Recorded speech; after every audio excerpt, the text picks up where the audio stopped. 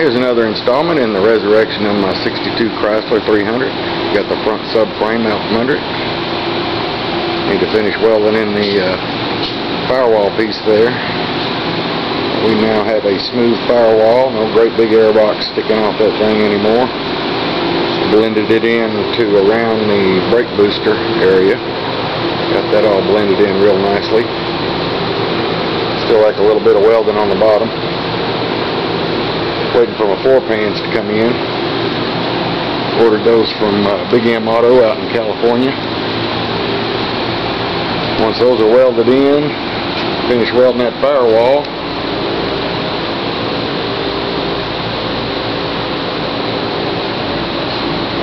And get my new axle brackets from RideTech welded in, along with the parallel 4-link that I have in that box right there.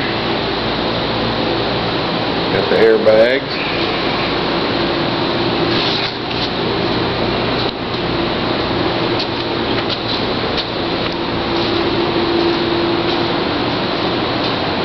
We just have the rear end welded with some braces up in there. It's already set at ride height, and the leaf springs have been jerked out.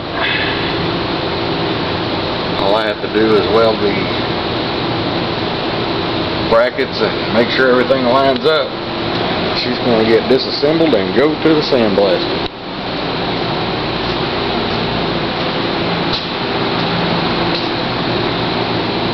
Trunk floor looks pretty decent. We'll know more about that when we get it back from the sandblaster. That's the piece that we cut out of the firewall on the inside. Make room for some sort of aftermarket air conditioning.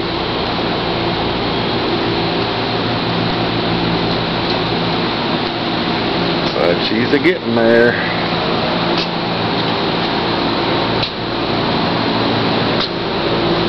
There's the motor and transmission. Sure would like to figure out what kind of carbs I'm going to have to run on that dual force setup. Would really love to have an Edelbrock dual 4 intake with Endura Shine on the carburetors as well. Already got some Edelbrock valve covers. It'd be nice to have some Edelbrock heads too. Whole top end of the motor be Edelbrock. Still haven't decided what I'm going to do on the transmission. I'm definitely wanting to use the push button with this brake emergency brake drum on the back of the shaft there has got to go or something. Figure that one out later.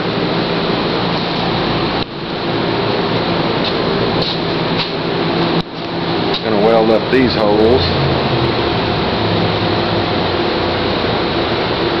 We want a complete smooth firewall. All we want is a brake booster on that firewall and maybe a pinup girl in this little design area, little box. All the rest of the holes are going to be welded up. This is all going to be welded solid.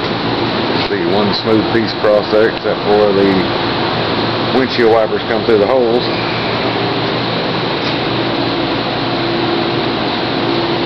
Lots of body work to do after we get it back from the sandblaster. Get it up on the rack there, as you can see. Got it all bolted down.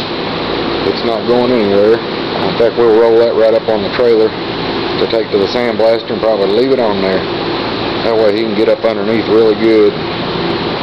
Give me a nice clean floorboard to work with.